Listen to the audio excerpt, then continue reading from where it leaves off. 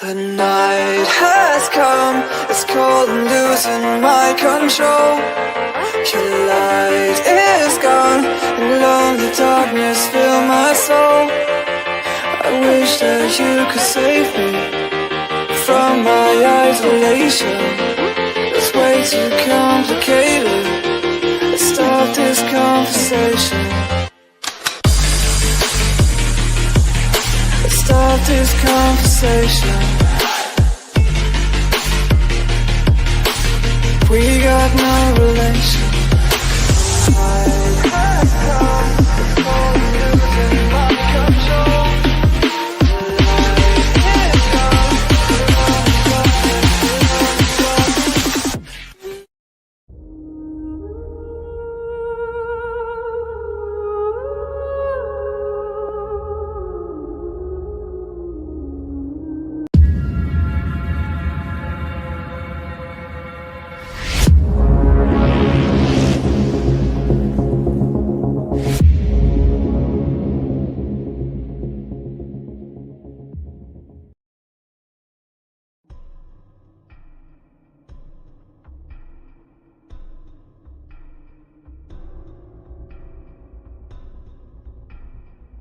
Welcome to Don't Whistle at Night podcast, where Navajo legends echo in the shadows. Darren and Dawn will guide you through the sacred fire of native storytelling, where the old stories breathe, the unknown walks among us, and voices, long hidden, rise to be heard. And remember, don't whistle at night.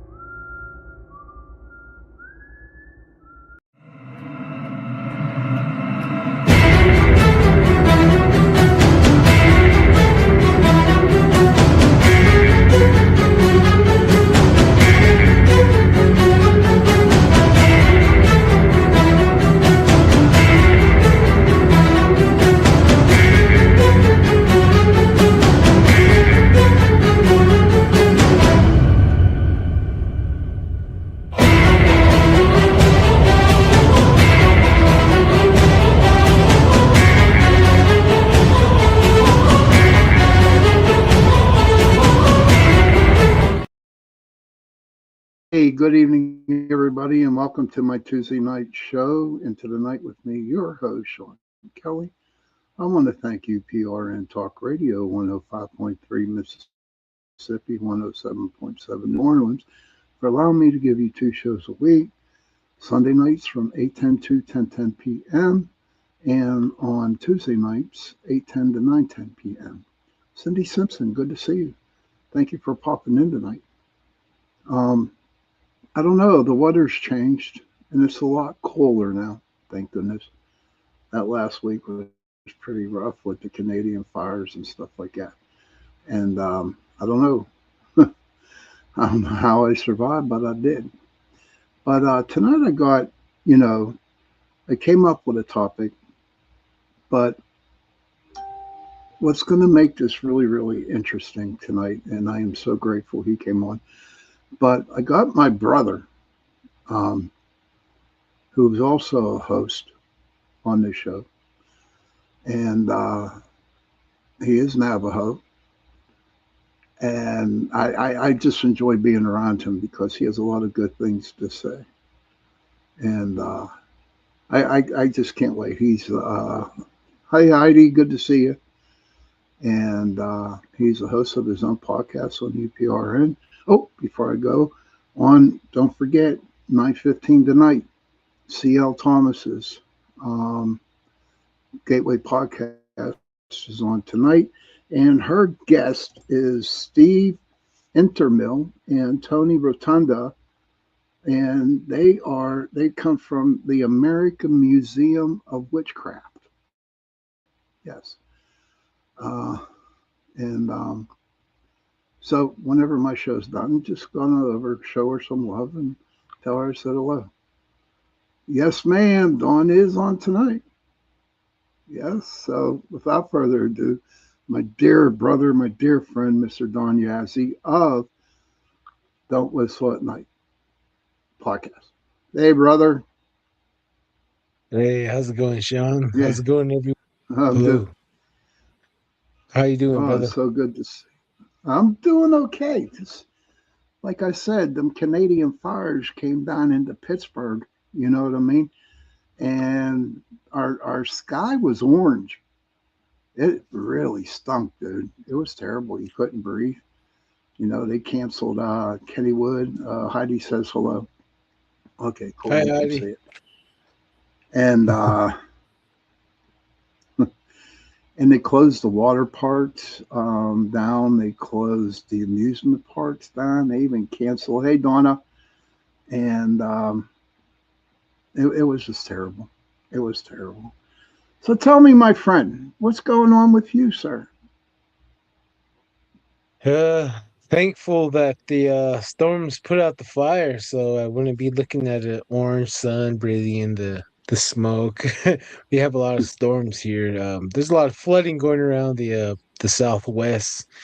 Um, so it's good the fires are out, but there's flooding. So, but yeah, so you get what you ask for. Yeah, So, you pray for oh rain. yeah, oh yeah. Now, was there fires around your area, or are you hmm talking about the ones from Canada?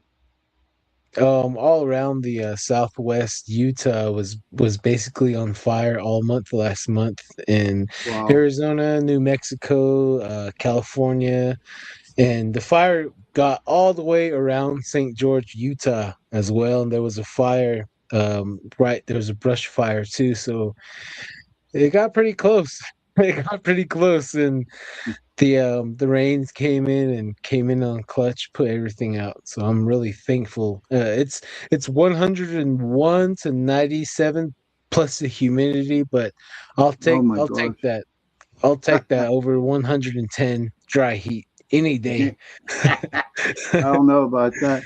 Heidi said Utah, Colorado. Is there Utah, Colorado, or Oh yeah, Utah and Colorado, they're on fire last month in Arizona, and New Mexico was on fire all last month. Yeah, it oh was pretty man, sad. I don't know. I'm kind of glad that I live in. Sometimes I'm glad I live in the city. You know what I mean, dude? Mm. Hey, Kevin, good to see you, buddy.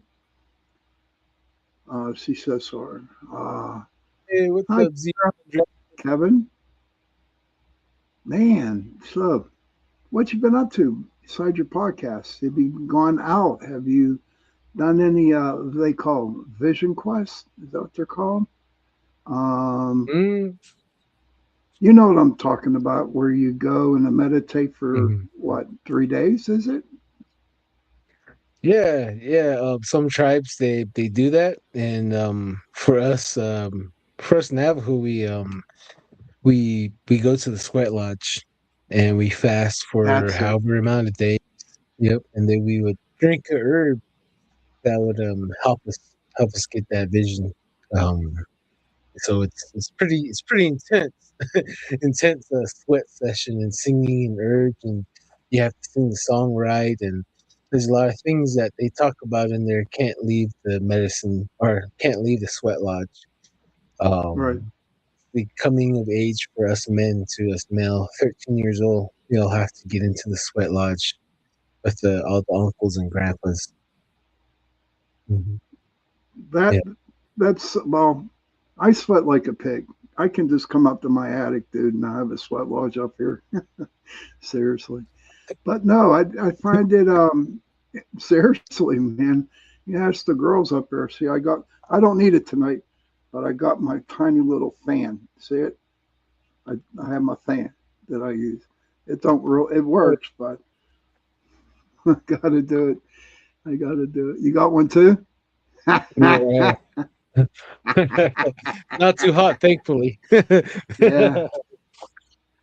Kara says that she sweats before she makes it to her car. Oh, Hey, nice. Vordian, good to see you, buddy. But yeah, last time I had you on, you just started your podcast. Your podcast was "Don't Whistle at Night." How you want to share a little bit about that for the people who do not know you, and your podcast, and give a little explanation, and and then I want to see how's it going with it. Okay. Yeah. Hello, everyone. I am Don Yazzie, host of Don't Whistle at Night, along with my co-host Darren Yazzie. He comes from New Mexico. I come from Utah area, and we both are Navajo. He's a little different type of Navajo, Raymond Navajo, and I'm Navajo Nation, Western Navajo. And we both have stories from our neck of the woods that can go on for days. And we're both coming at this show as an investigators. So we're as investigators asking questions, what color was the Sasquatch? How big was that gargoyle? Did that centaur have a belly button? So, we ask questions that we try to do our best to ask questions to paint a better picture for the audience, and we bring along the audience with us as we investigate. So we talk to a lot of witnesses and a lot of people that experience the high strange portals, you name it, and we have them get on our show, tell their stories, and then we ask questions about it, about their stories. And Hmm. so it gets very interesting, and it's been going along pretty great. We still have many people coming to us wanting to get on the show from many different tribes and many non-natives and natives. So we keep the door open for everyone. If they want to come on, that's cool. That's fine with us. That's cool as hell. That's cool. That's sweet. And I've caught a couple of your podcasts, and the ones that when you were on Sunday nights, Saturdays is too much because me, Joe, and Jay, we have the chat, and that's from 7 to 10, and you come on right after that from 10 to 1, and I'm too tired. I'm too tired to even, you know what I mean. But when you were on Sunday nights, then I got to watch it, and everybody seriously need, if you're not doing anything on a Saturday night around 10 p.m. Eastern, you have to check the podcast out. It's freaking awesome. It really, really is freaking awesome. Um, so, speaking of the Navajo, you and Darren, right? You said that you're Mhm. two different type of Navajo. Can you explain it a Mhm. little bit more so people could understand? Yeah. Darren, his tribe, they are Rama Navajo.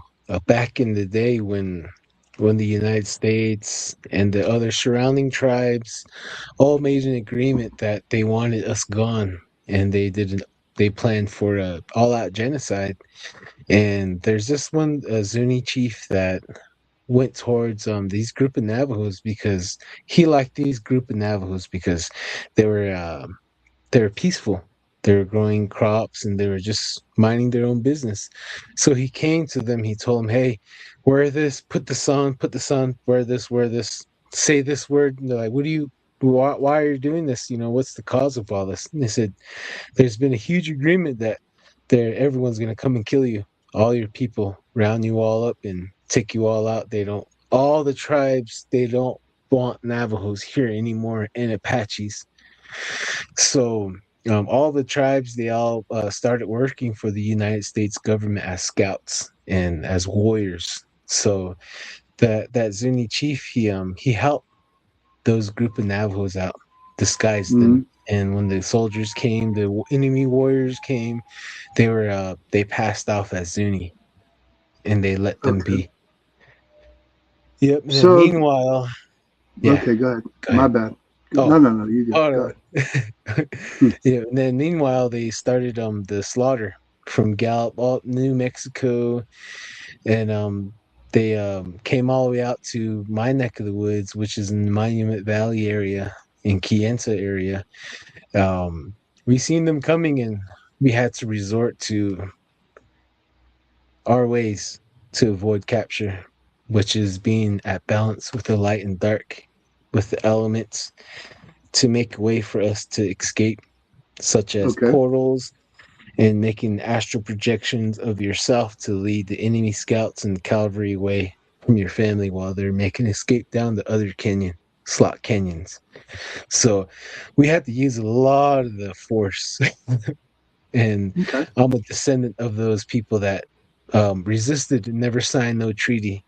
We had to use witchcraft as offense and defense. Okay. So that's the difference between he and I. Okay. Kara says that is very impressive that you all have those abilities. Heidi says when people say Navajo Nation, is that what they refer to, the res on the four corners? There's many different groups of Navajos. There's a Alamo Navajo, Raymond Navajo, um, Con- Kenancito Navajo.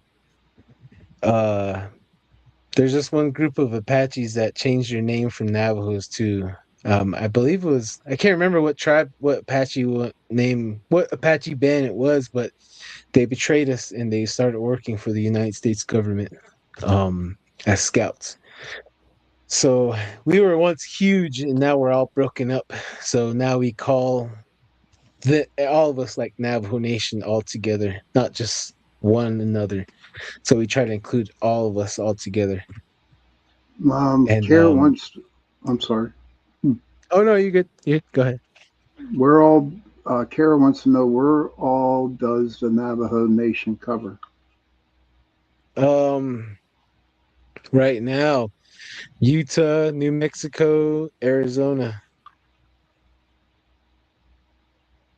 Do you guys get together and for a big powwow or over the weekend or one big ceremony dance where everyone comes and dances?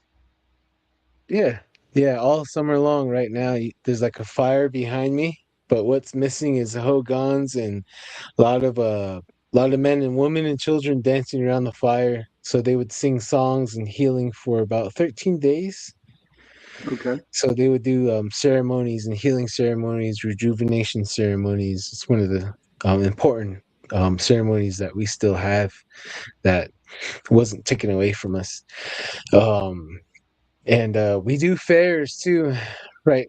Fair season is going to be kicking off really soon, and it's going to go around to all the Navajo groups each weekend. It's this group far away, hundreds of miles. We're spread out, so we travel to every Navajo Nation fair that goes on here and there. And when we all gather, we all sing together, we all dance together. Even though we're far, we're spread apart from each other, we're taken away from each other, but we all still have the unity still in the songs and prayers in our clans to still identify us and tie us to each other. That is so sweet, man. There's no like, hey, Beck girl, hey, miss. Um, so there's really no animosity between the different tribes of the Navajo. Uh oh, he's smiling. He's smiling. I wish there wasn't. There is. There is. There is. Is Yeah. that based on beliefs or what? Clans. Just Really? mostly clans sometimes, yeah, because where I was raised at, I was the only Yucca clan. Like for me, I come with four clans to my genealogy. My first clan, that's my identity, which comes from my mother. And then the second clan comes from my dad. And then the third clan comes from my mom's dad. Then the fourth clan comes from my dad's mom. So we trace backwards like this to keep all four. And when we would meet somebody, we would identify ourselves, give each other our clans, and if we're not related, then we can marry the woman. So that's how Oh, we would really? make sure So, we're not related. so you belong to like you have four clans on you, so you have to find a woman to marry from another clan that is not part of the four clans, right? Yeah, Oh my gosh, dude, that means you'd have it's to travel 200-300 miles just right, to find a girl to marry. Now you know, right. as you know, that there's other people, there's other countries out there that kind of like where the parents pick the guy to marry their daughter. Is that similar in Navajo, um, where the elders do they say, okay, Dawn, I want you to marry this girl? Do they hook you up or what? No, No, it Okay, doesn't. I'm just asking. I'm just Oh asking. no, it's oh no, you're good. You're good. It works kind of like that, but not really like that. How it works is like, okay, say that I have a son and I'm driving around the reservation doing my chores and I see another family. Say my son's 13 years old and that's the age to marry. So my son's 13 years old. I'm driving across the reservation, just me and my wife, and I see another family that either I like or know, and I know that they're not related to me, and I asked them for their daughter, that same age, Hmm. and they would ask me like probably maybe 50 sheep, 10 horse, 15 cattle, some chicken, Okay. and a truck and a belt, like a traditional belt and jewelry. And then that guy's family has to give that payment up to the girl's mom, and that girl uh lets that boy marry their daughter. And Oh my the gosh. daughter never leaves the father and mother's, um doesn't go too far. She stays near. So all the girls in the family, they stay near their father and mother with Oh, their really? husbands. So they have their own little unique village of their own family, and the That men is like protect. really cool.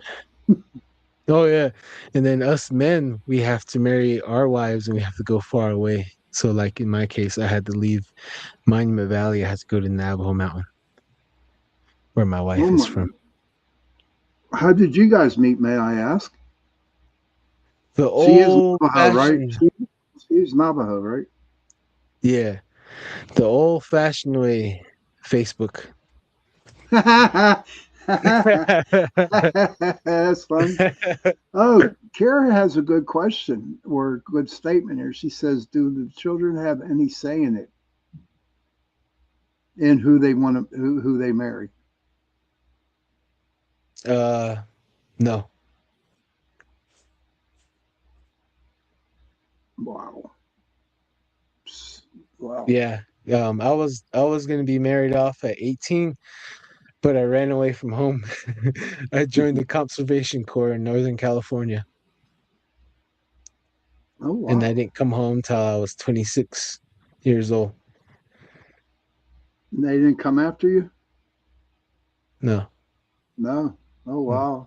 No, they just knew, they just always known that I value my independence and freedom over anything. I didn't want any kids at all. But as soon as I hit 30, I'm like, I kind of want a kid. Right. How Yeah. many do you have, Dawn? How many do you have? I got three. You have three? All boys? Mhm. Uh, one girl, two boys. Hey, Joni. Oh my gosh. Well, yeah, you're gonna have to like go get another job.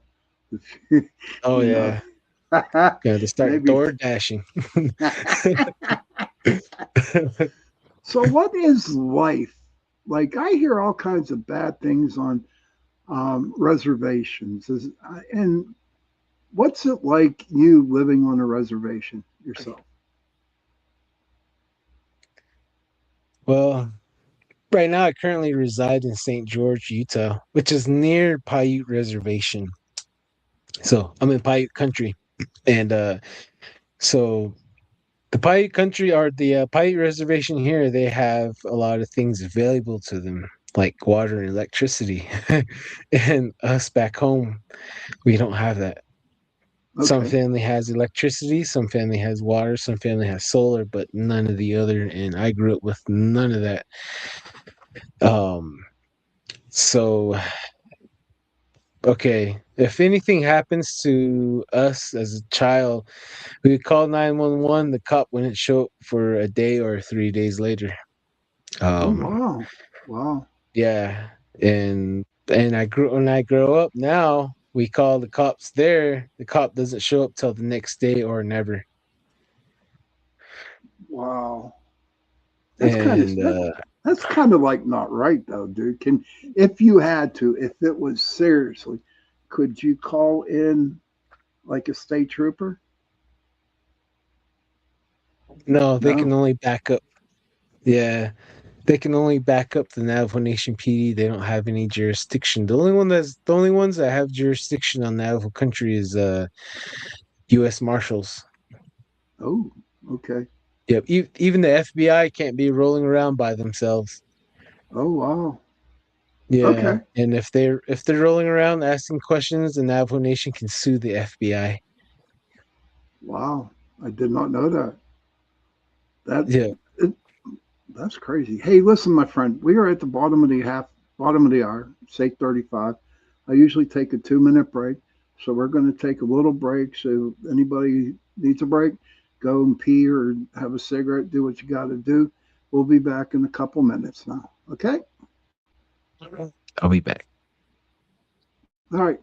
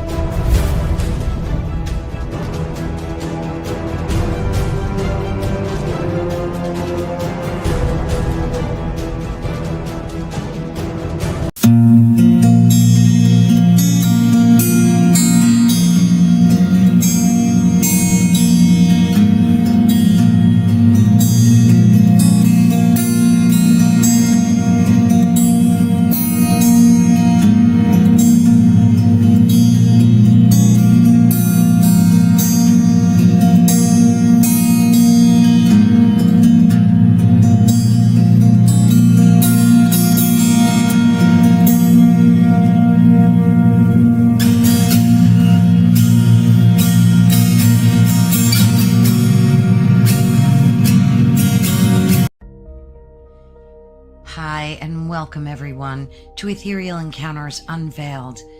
Today we are broadcasting live on the United Public Radio Network and the UFO Paranormal Radio Network, 105.3 on the Gulf Coast and 107.7 FM in beautiful New Orleans.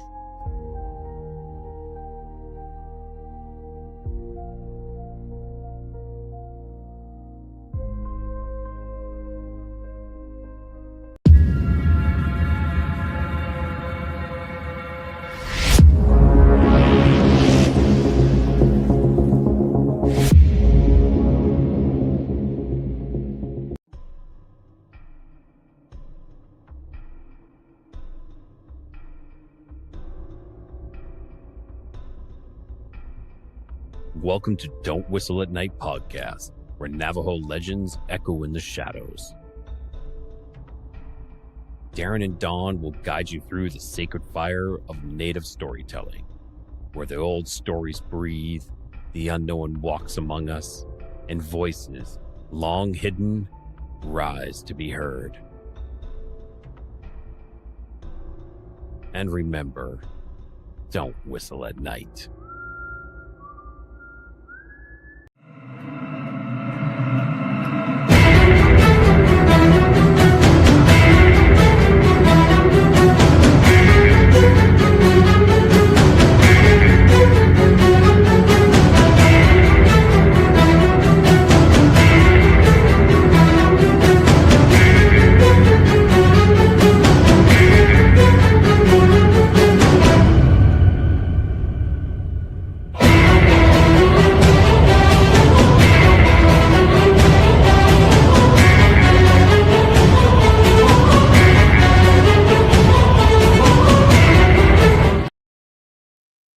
Hey, welcome back to the second half of Into the Night with me, your host, Sean Kelly. Again, I want to thank UPR and Talk Radio 105.3 Mississippi, 107.7 New Orleans for allowing me to give you two shows a week. Sunday nights from 8:10 to 10:10 p.m. and on Tuesday nights from 8:10 to 9:10 p.m. Don't forget, C.L. Thomas, the Gateway Podcast, is on right after mine. It's at 9:15 p.m. Eastern. And her guest is Steve Innermill and Tony Rotunda. And they're with the American Museum of Witchcraft, which I think is kind of interesting. You know, um, let's see what we got here. Hey, thank you, Heidi. Oh, what, Kevin? You had chickpeas and crackers. Hmm, never had that before. And a coffee. Oh, wow. Hello, Dawn. Good to see you. You put me in there. That was a good one. Um, yo, bro. Okay. All right, Neo. Thank you. The Paratruth. Oh, okay. I'll do that. And after CLs, it's the Paratruth Reborn. Tonight, I got my guest who is like is a brother of mine, Mr. Don Yazzie. He does have his podcast, Don't Whistle at Night, and that comes on Saturday nights, 10:10 p.m. Eastern, right after the chat, which has me, Joe, and Jay on. So if you really, really want to check out a very good podcast, please go and watch Don Yazzie's, Don and Darren's, and Don't Whistle at Night. You will be impressed. I love the stories. I love this guest. They're two great people, and I can't. I don't know. I could like talk another half hour of many adjectives with them, but we got to keep this call. There you go, brother. There you go. Now, so this we're gonna like do the last half hour, and as you can tell at the top of the the heading there, it says, "Are ghosts real? Are ghosts real?" Okay. Now, I investigate paranormal. Dawn investigates paranormal. And him and I do agree that ghosts exist. But our boss, Mr. Joe Montaldo, if you're listening, he claims that ghosts aren't real. And he claims that they have proof that the spirits, the ghosts that we see, come from another dimension. I would like to hear your thoughts out there in Chatland. You know, I don't know. Don, talk to me, man. He's so wrong. I'll fight him tooth and nail. I'll debate him tooth and nail. And he's a good debater too. You know what I mean? But what do you think of that? Are ghosts real? I believe they are, and I know they are real because being in the Southwest is very old, and there's a lot of taboos that we cannot do, such as being around ruins or being around certain mesas or being around places where slaughtering took place, genocide. You do see the ghosts, and you do hear cavalry, the horses, you hear trumpets, and you see silhouettes of people running around. You hear Navajos screaming and shouting, and Navajo men yelling, and you hear gunshots and cannon roaring in a certain canyon. In Um, there's another mesa where you would see a runner, but this runner is a ghost, and all you would see is a torch that's on fire running at 3 in the morning going up a mesa. And when it gets on top of the mesa, it's waving the torch around, signaling to all the Navajos, the enemy's here, get up and run. It's a ghost of a runner that never made it to signal the people. okay, So okay. Can my you yeah, I can go on. Go ahead. can can now I'm up there in age and I wasn't too good in history. Can you please explain what a mesa is? Say that one more time. Can you explain what to people what a mesa is? I mean, Oh, yeah. Okay, a mesa is a uplifted land, a plateau, isolated, and mesa comes from Spanish, and translation means a table. So if you can imagine the desert flat, and then you imagine this huge plateau that's just uplifted like a table up in the sky, island in the sky. And a lot of Pueblos live on top of those. Zunis, the Hopis, multiple Pueblos, and Navajos too. They live on top of different mesas. I come from Douglas Mesa area, so we lived on top of that mesa. Okay. Them mesas must be really, really big, huh? Oh yeah, yeah. They have water, and there's caves that go inside, and certain mesas. The ETs love a mesa. They go over there, they scan the mesa. You'll see a red grid pattern scanning a huge 1,000 feet mesa on this face side of the cliff. And they're going around, and mesa holds a lot of water in the inside too. Okay. Heidi says that just like there are aliens, interdimensional beings, angelic beings, lower vibrational beings. Kevin says, I think some of it is what we see might be interdimensional, but when you see a lady from 1800s or a relative in spirit form, you know they are real. I totally agree Mhm. with you, Kevin. Absolutely, 100%. You know, and that's what me and Dawn talked about. You know, whenever we see somebody, from the 1800s and stuff like that, and or different types like Dawn seeing the cavalry, hearing screaming, and you really, I mean, the out there in the desert, there's no place to hide, so you hear these screams, you hear the cavalry coming, and to me personally, that would be kind of scary. Now I can go to the most demonic house out there, you know, where I know it's evil and I have no problem. But if I was out where you're at, my friend, um, that would be kind of creepy, to be honest with you. Really, the only thing that I experienced with horses was one night we were up at Gettysburg, and we were in an RV park. It's called Artillery Mhm. Ridge, and it. If you have horses, you can pull over there for the evening or a couple of days, and you can tie your horses up. They're show horses and stuff like that. So one night, honestly, this is so true. That one night, I got woken up by a stampede of horses. Okay, Wow. and I had to get up, looked out the window, walked out the RV, and I was thinking all the horses that were tied up for the evening were going ballistic, or something. They were, but nothing like the sound of running horses. You know what I mean?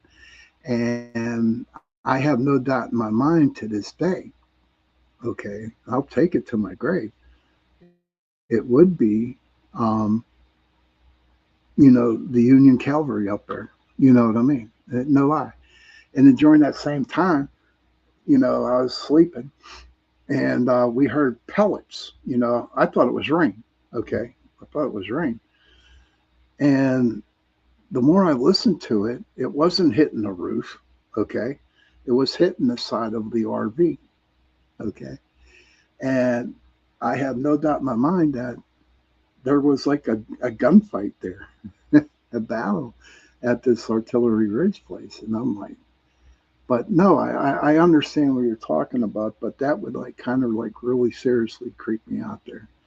Now I know I when I want to had go you on check the out. show, yes, Go ahead. I don't worry. Like I said, I'm retiring next year and I'll be out there.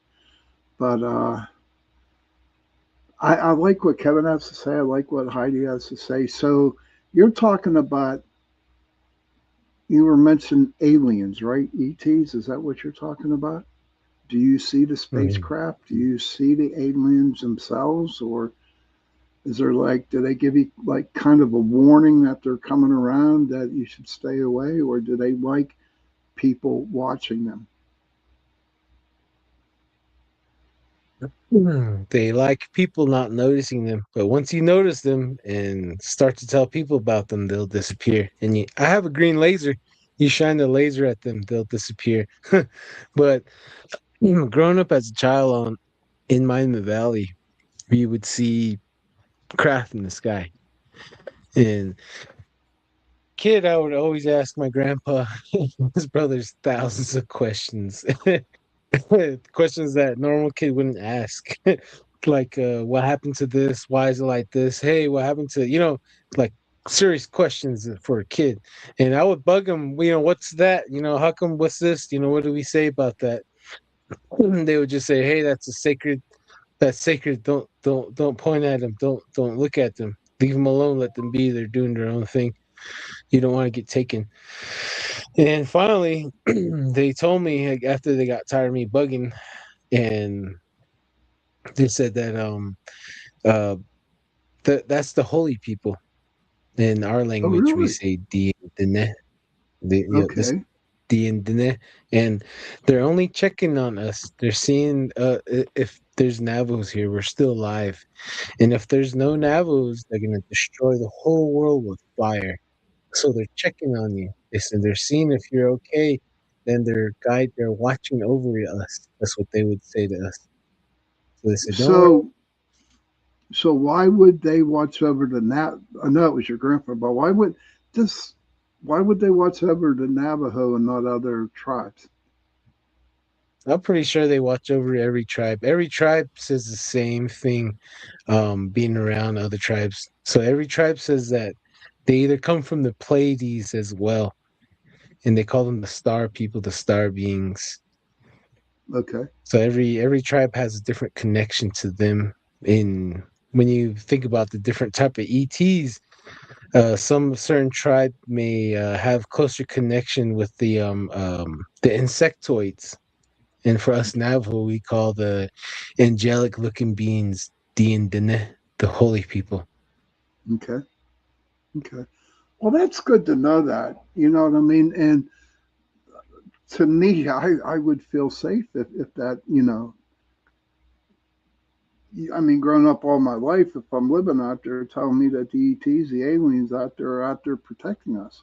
Yeah, you know, I would have kind of liked that. Now, when they're around, my friend, is there a difference in the air? Is there a different type of vibration? Is there a different type of energy when you know they're around? Yeah, you feel like you're being watched, Okay. and you feel. For me, when I'm out there looking for Sasquatch, I have a fresh ghost story, by the way. So, Cool. Let's go. um, do you want to hear the ghost one? The Oh wait, what? wait. The ghost story. I was gonna say that picture I sent you.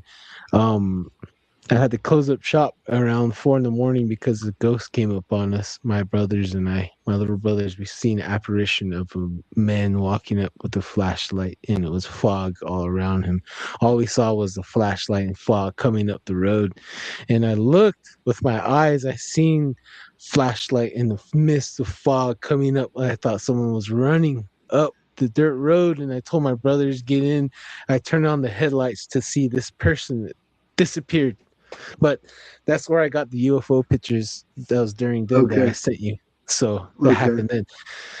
So um yeah, we're being watched, and I would look up, and sure enough, I would see them probably at least 400 feet, 500 feet. That's really close. And they would just instantly disappear. Boom, fly away to the east. And I noticed they go from west to east a lot. And sometimes they wander off from their path. And one time, one was coming from the southeast. I was up near Bear's Ears, sacred site. So it was flying up, and I asked it, I said, do something cool. Show me something. I want to see something because I've been communicating a lot and my intentions Hmm. more to them. And there's a lot of results. So it was flying right above me, probably like about 100 feet, maybe 200 feet. It was bright. It was really bright. It was beautiful. And I knew it was a UFO. And when it got right on top of me, I said, do something cool for me. And it stopped, and then three more appeared from out of nowhere. There was four, and they started spinning in circles above me, and they split off. They went the four cardinal directions: east, west, north, and south. And Darren, Oh my my gosh. co-host, Cool. he saw that. I was yelling for his name. He was looking up. I was like, "Whoa!" I was like, "Darren!" It was amazing. That was the coolest Oh, thing they that ever would have done for been, me. man. Oh yeah, I wish I So caught it. you're communicating with the aliens in the ET. What do they think of um, white people? Have they We're ever talked about the white? I mean, totally be honest. What do they think of us? oh man, wasted wasted Okay, potential, wasted space. All of us in general, all of us in general. They right. we let them all down. We let them all down in so many ways. Reason why they avoid us. And they encourage a lot of us, from the aliens to the little people, or encouraging us to go back to our ways, sing the old songs again. Okay. So I think they all want balance with Mother Nature, with everything in general, even with love and respect and peace, and with every shades of color to every tribe, because it's really divided. Even being Navajo, I've been called all kinds of names by different tribes, and I've been jumped, I've been stabbed, I've been shot at, even from different clans. So a lot of other tribes, they hate me, just for being born Navajo. People hate me, and That's some wow. tribes, they do teach hate. Some tribes are really, really negative and bad. And I don't want to point any names, but all that is really bad. So it's bad all the way around. That's how it is. And I know I don't belong here. I know what you mean. I do know what you mean by that, sir. Kevin says every Mm. nation has their own stories of aliens. They see us as humans. Yeah, that's I could see it. Sad face. We love you, Dawn. They love everybody loves you. Everybody. Oh, Yeah, hey. we love. I got the best crew out there. I got the best people watching my show. Um, Listen, ladies and gentlemen, no card reading tonight. Okay, I got my brother Dawn on, so we got a couple more minutes left before, but no drawing of the cards tonight. Sorry about that. But I had, I so had, oh, sorry. Go ahead. what are the little people?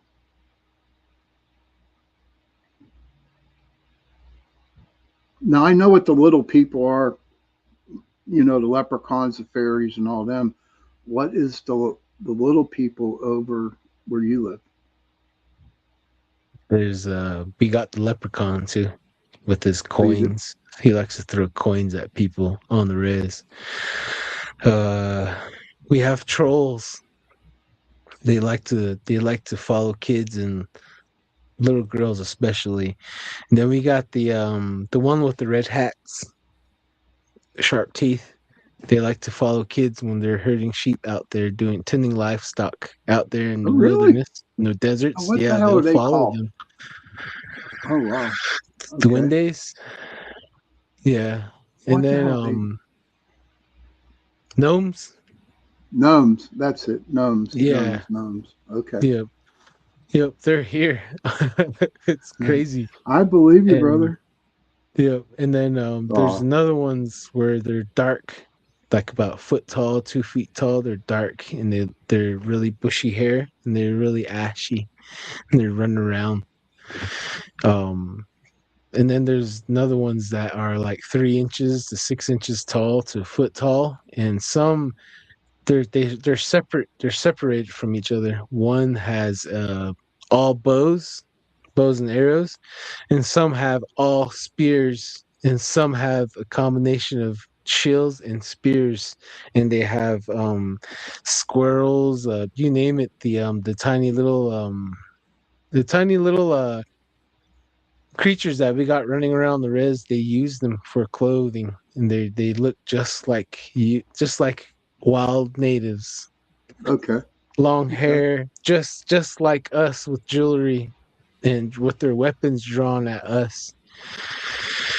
That's So crazy, there's dude. numerous How do different you types. survive out there, man? How do you survive? Oh, you gotta keep your head on the swivel. Keep your head on the I would swivel. think But I, I would be swiveling every day, every minute.